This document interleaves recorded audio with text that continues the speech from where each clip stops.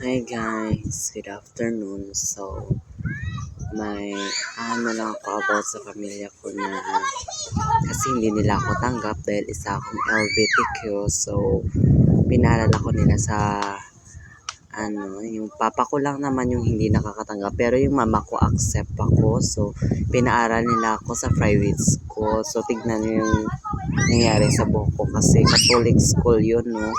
So, kailangan natin sundin yung rules doon.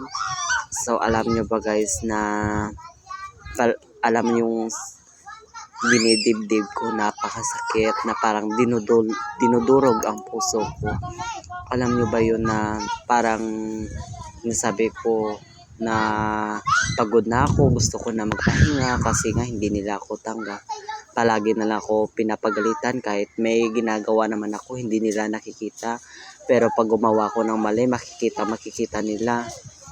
So, minsan naisip ko na rin to noon na hindi ako makaawa ako sa inyo ha, kundi manghingi ako ng advice sa inyo kasi alam mo yung pagod na talaga ako na parang ayoko na, parang gusto ko na magpahinga. So hindi naman aking pero yun yung ina-expect ko kasi napaka hard na talaga ng aking nararamdaman.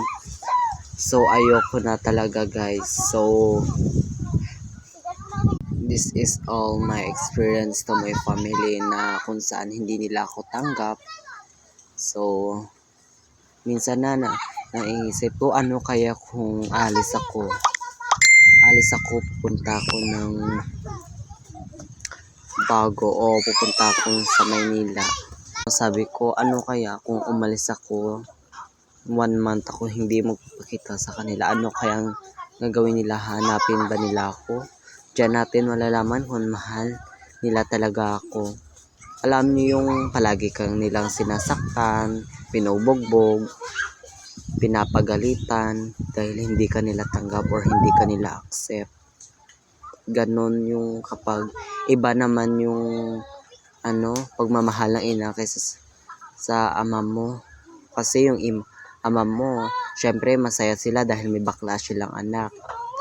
Pero iba naman yung father mo kapag hindi ka nila tanggap. Maraming salamat po sa panonood. And that's all po. Thank you.